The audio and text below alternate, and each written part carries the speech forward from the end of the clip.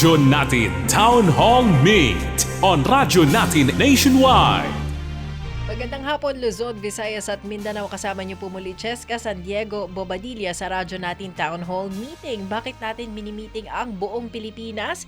Para pag-usapan kung ano ba yung mga issues at hand, ano ba yung mga concerns na dapat nating pinag-uusapan, dapat alam ho ninyo at naunawaan ninyo at posibleng makakuha tayo ng solusyon.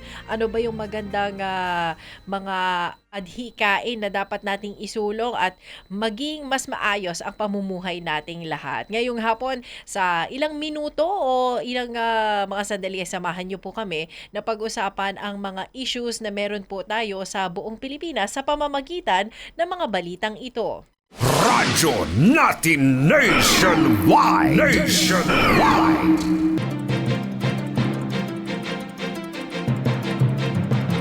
Tumaas ang bilang ng mga nasasawing manggagawa habang nasa trabaho. Ang DOLE ay nagkulang ba sa suporta?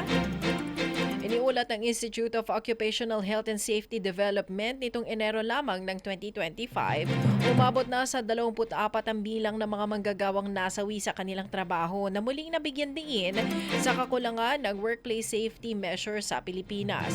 Sa kabila ng pagratipika ng Senado sa ILO Convention No. 81 noong 2023 para palakasin ang inspeksyon para sa mga pagawaan at iba pang establishmento na may kinalaman sa pagtatrabaho, nananatili ang mga insidente ng aksidente dahil sa kakulangan ng mga inspektor ng Department of Labor and Employment at mahina rin ang pagpapatupad ng safety standards. Dahil dyan, nanawagan din ng ilang mga mambabatas natin, ilang mga senators, isa na dyan si Senator Amy Marcos, na sana dagdagan ang pondo at yung tauhan din ng DOLE para mas mapabuti ang tinatawag na workplace safety programs at maiwasan ang patuloy na trahedya sa mga pagawaan. Radyo Natin Nationwide. Ang Senado hinimok naman na pagtibayin nga ang ILO Convention No. 81. Matapos iulat ng Institute of Occupational Health and Safety Development na higit 20 mga manggagawa na ang nasawi nito lamang pag-uumpisa ng taon na 2025, habang sila ay nasa trabaho, muling nanawagan at iba't ibang mga sektor palakasin pa ang proteksyon para sa mga manggagawa. Kaugnay nga niyan, isinusulong ng ating mga mambabatas ng ating mga senador, kabilang na dyan si Senator Amy Marcos, pagtibayin ng ILO Convention No. 81 upang mas mapalakas pa yung sistema ng labor inspection sa bansa at matiyak na ligtas ang mga manggagawa sa kanilang mga lugar ng trabaho. Ang ating mga manggagawa na backbone ng bansa dapat ingatan, ngunit patuloy silang nailalagay sa panganib ng pang-aabuso at pagpapabaya. Yan ang pahayag ni Senator Marcos. At ayon pa sa kanya, sa pagpapatibay ng kasunduan na yan, binibigyan natin sila ng panangga o shield laban sa kawalan ng katarungan at pinagtitibay ang ating pangakong pangalagaan ang kanilang kapakanan. So yan ang kinakaharap natin ngayon ng mga issue. Ano ba ang benepisyo ng mga manggagawa kapag ba tayo nagkasakit, kapag ba tayo ay na-aksidente o naka-encounter ng problema sa ating trabaho? Ano ang benepisyong pwede nating matanggap? Radyo Natin Nationwide. Ngayong hapon kasama din natin si Senator Amy Marcos para mapakinggan naman natin ano yung take niya sa ganito. Kasi lahat naman tayo may sinasabi, lahat tayo may opinion tungkol dito. So, Sen, magandang hapon. Welcome ulit sa ating sa radyo natin nationwide. Yes, magandang hapon at kumustahan sa lahat ng radyo natin. Ay, talaga naman maraming issues ngayon. Oo, isa na dyan yung sa mga nagtatrabaho. Siyempre, ang daming empleyado yung workforce natin, Sen, di ba? Tama. Paano nga ba mapoprotektahan, sasama na ako kami, ng mga empleyado pag may ganyan na mga sakuna, aksidente at kung ano man, Sen? Yes, yan na nga ang ating problema talaga.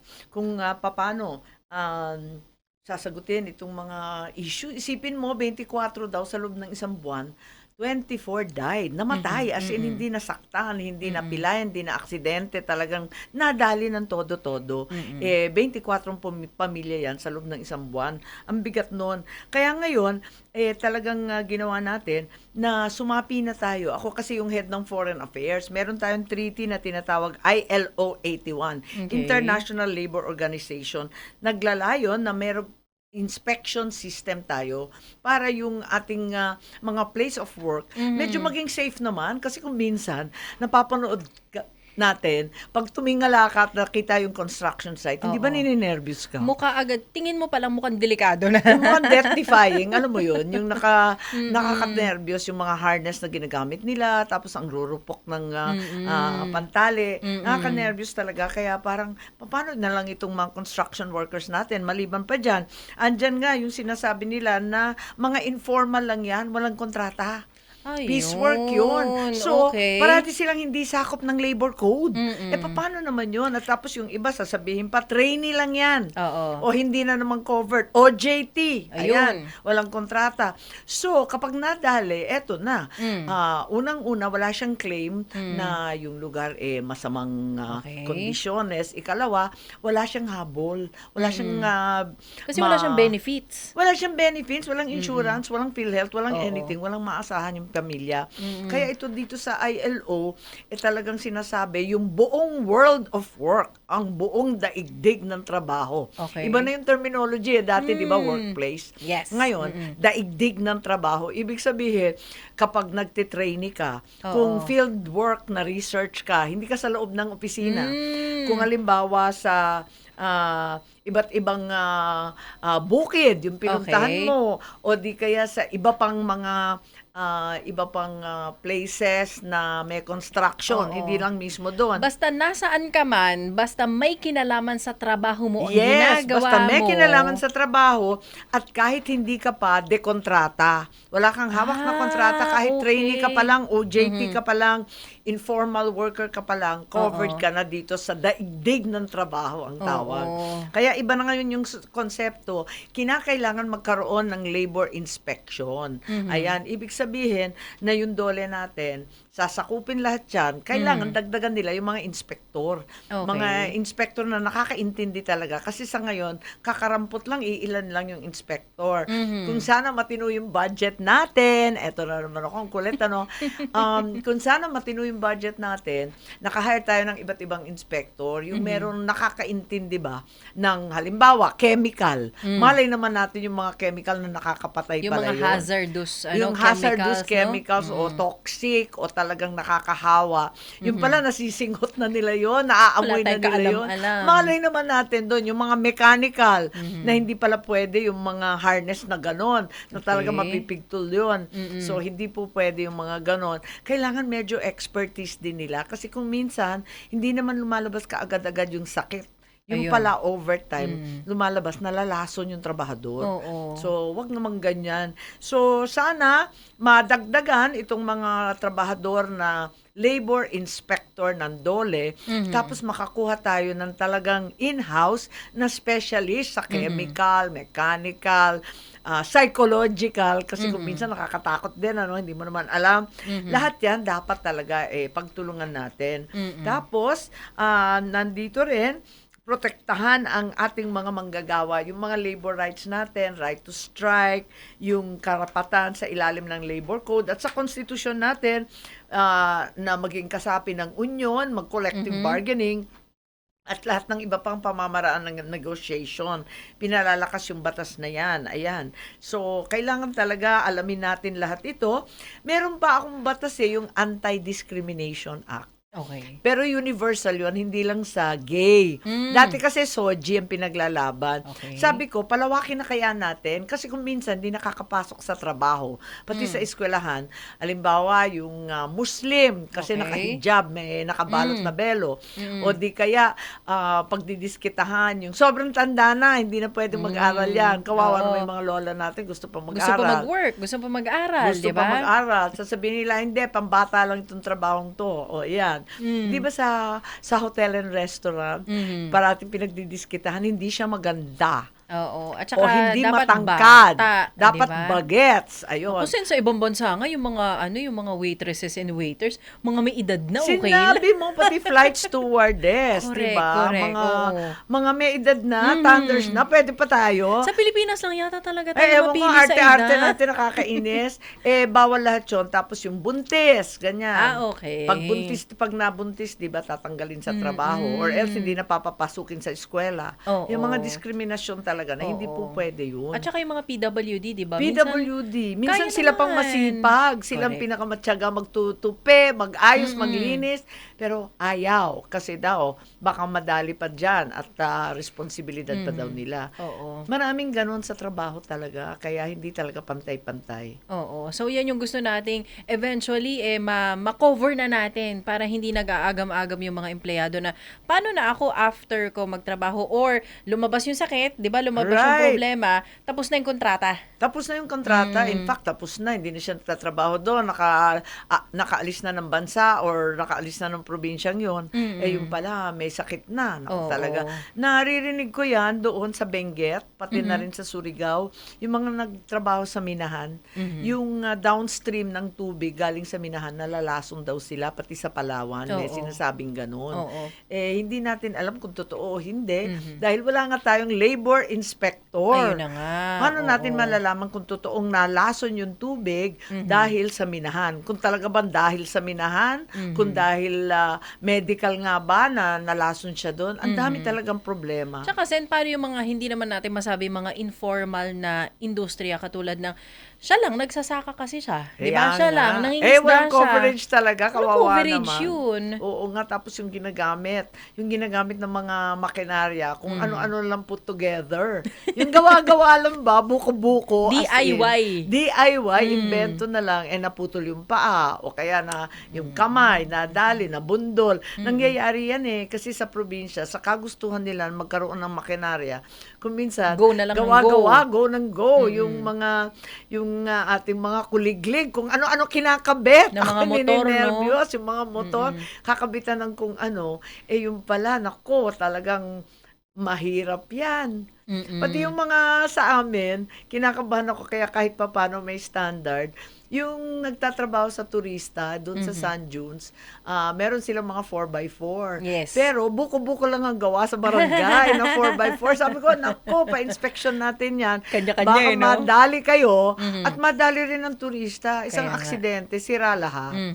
So, lahat dapat mas maganda sana organized. Correct. 'Di ba? Organized at may mga permit, may mga certification na hindi lang mga turista o yung mga gumagamit yung safe, yung mismong mga empleyado, 'di ba, Sen? Dapat Correct. safe sila. Yun na nga yun. Yun talaga kailangan keep safe. At saka yung mga employer din, nako. Ay, oo. Nako, talaga sa katitipid. Ayan. Kung minsan, di ba, hindi na lang rene-repair ng maayos ang mga equipment, ang mga sasakyan.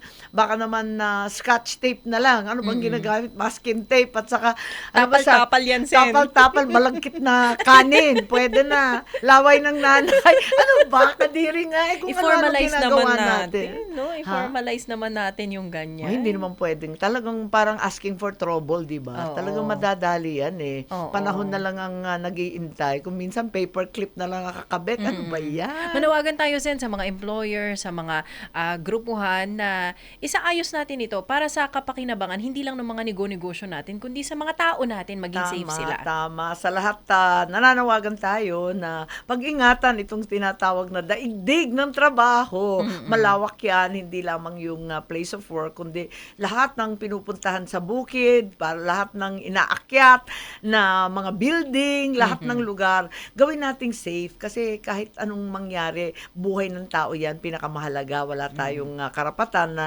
ipusta yan. At sa inyo rin, para sa negosyo, para sa eskwelahan, para sa training center, makakasira ng pangalan yan habang buhay. Hindi yan nawawala. Pag may isang aksidente, sayang lang yung kinita mo, sayang lang yung pinagtrabahuan mo, masisira yung pangalan. Ayan, salamat sa reminder, Senator Amy Marcos. Salamat sa pagbukas ulit, 'di ba, nung aming kamalayan na oo nga, wala pala tayong guidelines ngayon para sa ganyan. Meron tayong ganyan, pero alam mo na, chika lang. Tapos ang mahirap sa Pilipinas, ang sabi nila, halos kalahati informal, walang nga, kontrata. yun nga. Imagine 42%, walang habol, walang kontrata. Ay nako, papatusin ng mga kababayan natin kasi kailangan natin kumita kahit na wala na akong papeles, go lang basta sisweldo ako. Tama, sobrang tapang. Paano? Talagang kapit sa patalim, yan, utos ng pangangailangan. Kawawa naman tayo. Kaya pangalagaan ang isa't isa, please lang. Maraming salamat, Senator Amy Marcos, na kasama din natin sa episode na to. Muli, magandang hapon, Sen. Thank you. Radyo natin nationwide. At para pag-usapan yan, kasama po natin ngayon ang hepe ng Information and Public Assistance Division ng Employees Compensation Commission, si Ma'am Cecil Maulion. Ma'am Cecil, welcome sa Radyo Natin Nationwide. Magandang hapon, Miss Cheska. So, nandito ako ngayon para ipaalam sa inyong lahat ang Employees Compensation Program na handa kaming tumulong sa mga manggagawang nagkasakit, na aksidente o namatay ng dahil sa trabaho. Ayun. Ang Employees Compensation Commission ay ahensya ho yan ng gobyerno, Ma'am Cecil. Of course, ahensya na siya ng gobyerno na attached sa Department of Labor and Employment. So, meron din kaming administering agencies, ang SSS para sa pribadong sektor at ang GSIS para sa government sector workers. Okay. So yung mga benefits ng SSS, medyo mas kabisado natin yan at ng GSIS. Bukod pa dun sa, alam nyo, maraming dinededuct kasi sa mga sweldo natin. Alam natin yan, ang Pag-ibig, SSS, PhilHealth. So alam natin na meron tayong makukuhang benefits. Pero ang mga benefits na makukuha sa Employees Compensation Commission ay dinededuct din ba yan sa sahod natin? Ganito yun, Miss Cheska, no? Yung contribution natin para sa Employees Compensation Program ay nanggagaling sa ating mga employers. Kaya Okay. siguro kaya marami ang hindi alam na manggagawa dito, no? Kasi hindi ito nadideduct sa atin at nag-appear sa ating payslip. No? So, ang SSS meron, deduction, PhilHealth, ang Employees Compensation Program contribution ay considered as employer-based contribution. So, naguhulog ang ating kumpanya, ang ating mga employers ng 10 piso or 30 pesos monthly. Okay. Para sa mga private sector workers, ito, Miss Jessica. Okay. Hindi gano'n kalakihan ang mga contribution na binanggit mo, ma'am. Pero ano yung mga benepisyo na pwede naming makuha o pwede nating makuha bilang mga manggagawa o mga employees? Marami tayong nakalista na benepisyo para sa ating mga manggagawa, Miss Cheska. Meron tayong easy sickness benefit, meron tayong disability benefit, na pension yan monthly, no? Ang aming benefit nga na permanent partial disability and permanent total disability, Miss Cheska, 15% higher than the SSS benefit, no? So meron din tayong easy death with funeral benefit and easy medical reimbursement. Lahat ng sinabi ko, pwede ito maklaim o pinafile ito sa SSS. So may benepisyo din nakalaan ang ating mga manggagawa pag meron na silang approved easy claim. Pag may katibayan sila na approved na, may mga nakalaang benepisyo sila na nanggagaling naman sa Employees Compensation Commission mismo. Ito yung easy rehabilitation services. Meron din tayong livelihood starter kit na worth 20,000 pesos. Available ito sa mga empleyado o manggagawa na nasabing nagsuffer ng permanent partial disability and permanent total disability. Meron din tayong complementary assistance na sinasabi or kit na sinasabi nating 10,000 pesos. No? Meron din tayong cash assistance na 10,000 or 15,000 pesos. Meron din tayong meal and transportation allowance. Actually, marami tayong benefits sa ilalim ng Employees Compensation Program, Miss Cheska. Oo, na-e-excite yung mga listeners natin, Ma'am Cecil, kasi parang ngayon lang natin yata ito nabalitaan at ang dami pala nilang pwedeng ma-enjoy, no? Balikan ko lang dun sa sinabi mo, ang reimbursement ng medical or medicine expenses. Di ba ang gamot at gamot na lang ngayon, ang mahal eh. Pwede mo pala i-reimburse yun? Oo, tama yun. Pwedeng ma-reimburse. Ganito yun, Miss Cheska, no? Pag meron tayong PhilHealth, di ba? Kinakaltas na yan. Paglabas natin sa hospital, deducted na yon. So, ang sa amin naman, out-of-pocket expenses ang aming binabalik sa manggagawa. Worth 30 to 60% ng iyong medical expenses. Hindi man buo, pero ang laki ng 60% ha, kung maa-avail mo yung buong yun. Yes, oo. Malaki. Meron pa nga kaming nakitang isang kaso na umabot ng 300,000 ang na-reimburse niya. no? Wow. Kasi oo, tama ito, pero millions naman ang nagastos niya. This was during the COVID time, na yung COVID pandemic, Miss Kaya Cheska. mahal. Yun ang pinakamalaking na ibigay ng Employees Compensation Program. Oo. So maganda ma'am na nababanggit natin ito sa ating mga listeners kasi hindi nga natin masyadong kabisado, hindi natin naririnig kasi minsan sa payslip di mo naman nakikita yung contribution or deduction para sa contribution sa ECC o Employees Compensation, pero yan ay binabayaran pala ng ating mga kumpanya, dapat lang enjoyin natin at ma-maximize natin ma'am. Oh, ito nga yung hakbang sana ng Employees Compensation Commission na sana yung mga contribution na galing sa employer nakalista din doon para at least pag ay may contribution pala kasi 'di ba hindi rin sila baka hindi rin sila aware na ang malaki din pala yung contribution ng employer sa SSS para sa kanila na sa PhilHealth, sa Pag-ibig may kaakibat din palang contribution ng aking employer para somehow magkaroon din sila ng ano ba, maging grateful din sa kanilang mga companies na sabay palang nagko-contribute ang ako, pati ang aking employer para sa kapakanan ko.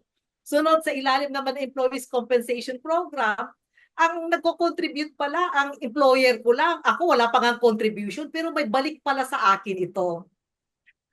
Ano ang qualification o sino yung qualified na maka-avail ng halimbawa, yung pinag-uusapan nga natin kanina dun sa balita na kapag na-aksidente in their line of work, lalo na kung nandun ka sa lugar kung saan ka nagtatrabaho, makiklaim yan, yung benepisyo na yan at paano po ang claiming yan, ma'am? Ang gusto kong i-emphasize dito, Cheska, sa lahat ng sinabi kong benepisyo, dapat work-connected lang ito. So, paglabas sa trabaho, ibig sabihin, hindi siya work-connected o hindi dahil sa trabaho. Wala. Siguro baka meron kang SSS na benefit or GSIS. Basta work-connected, dapat may benefit ka sa ilalim ng Employees Compensation Program. So, saan ang filing natin? Ang filing natin, Ms. Cheska, sa aming administering agencies. So, para sa private sector workers, dapat mag-file sila sa SSS branch na malapit sa kanila. Pero ang filing ngayon ng SSS ay through employer na. Pag sickness Ah. benefit, oo, online na ito through our HR. So, ibig sabihin, ma'am, halimbawa, siya ay nagkasakit dahil sa kanyang trabaho o may aksidente siyang na-encounter dahil sa kanyang trabaho. Of course, automatic yun, magfa-file sila ng mga claims sa SSS, di ba? Tama. Magfa-file sila ng claim sa SSS. Ibig sabihin, puwera doon, pwede rin silang mag-file ng claim sa ECC benefit nila?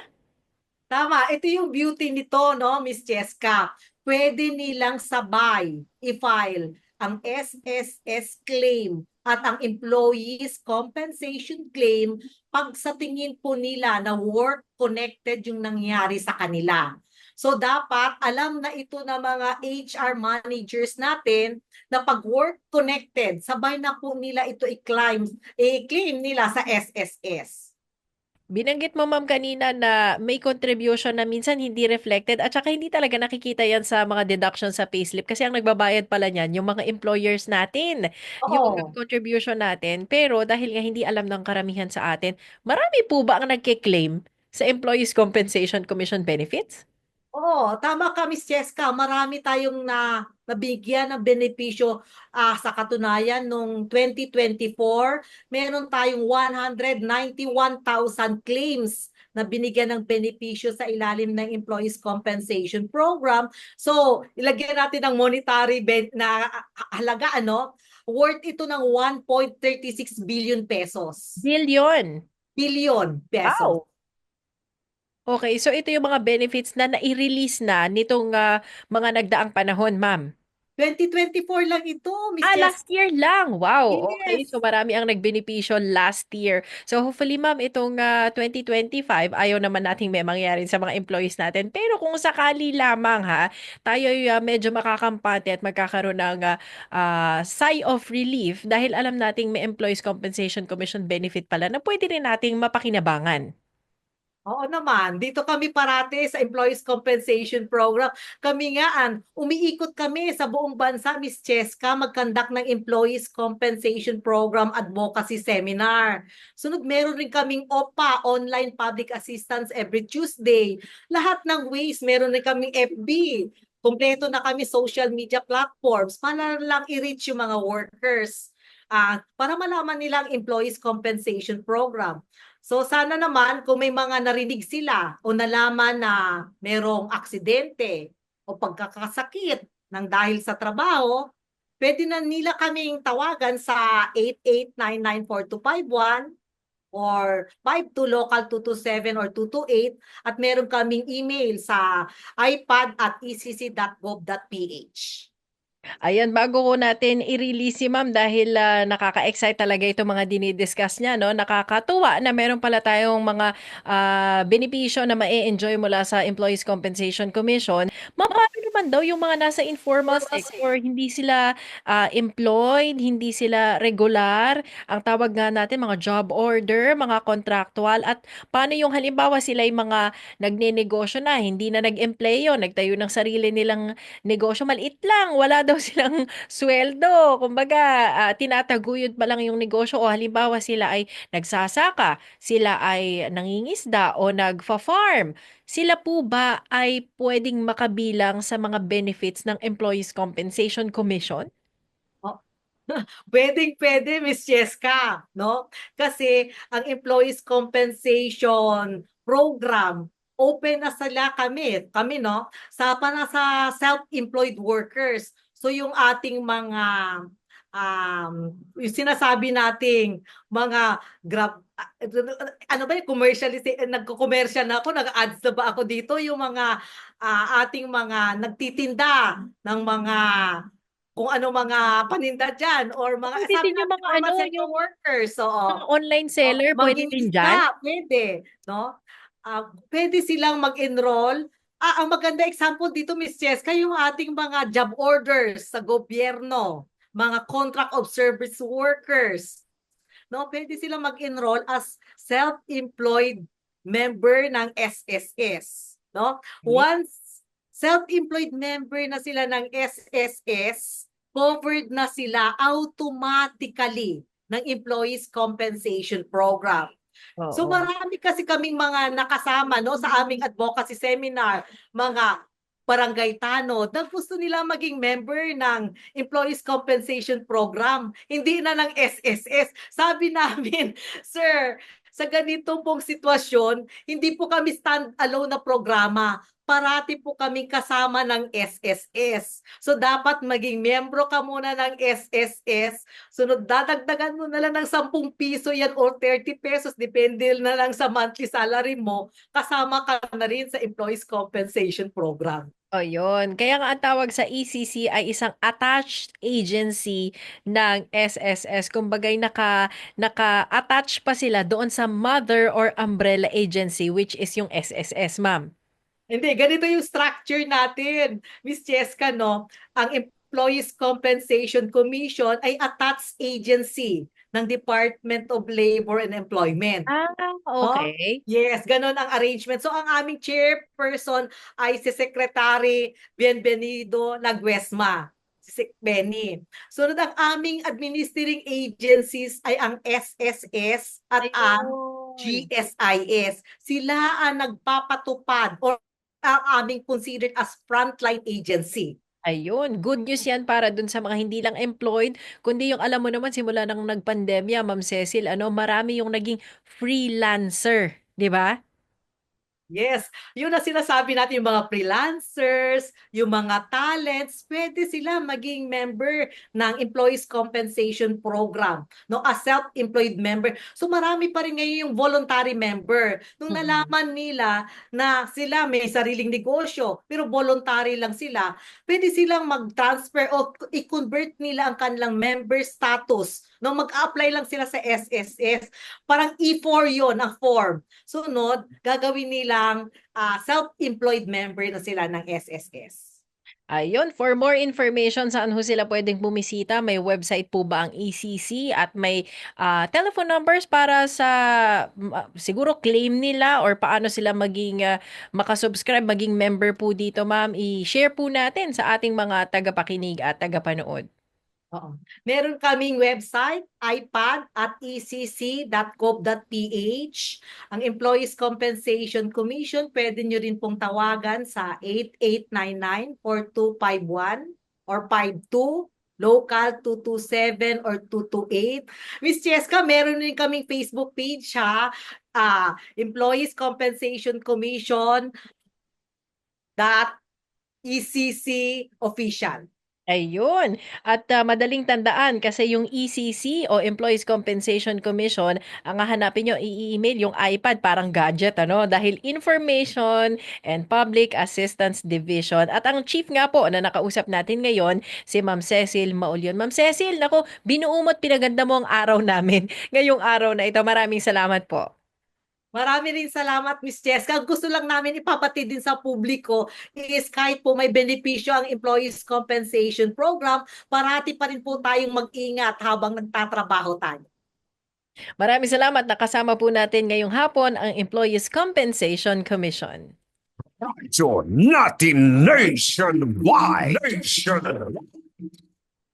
Maraming salamat sa mga nakasama natin ngayong episode na ito na kausap natin mula sa Employees Compensation Commission. Kanina si Ma'am Cecil Maulion, pinaliwanag ano ba yung mga benepisyo meron tayo at ano pa yung mga kulang naman na dapat mapunan ng ating pamahalaan. Nandiyan naman yung ating mga senators, kasama din natin at nakasama si Senator Amy Marcos. Yan na po muna ang kabuuan ng ating talakayan sa radyo nating Town Hall Meeting. Nawa nakinig kayo sa meeting natin at na-update kayo, nalaman po ninyo ang mga benefits na pwede nating makuha at yung mga bagay na dapat natin pang ma-improve on. Nakasama niyo po Cheska, San Diego, Bobadilla. Mag-iingat po kayong lahat. Maraming salamat, Luzon, Visayas at Mindanao. Radyo natin Town Hall Meet on Radyo natin Nationwide.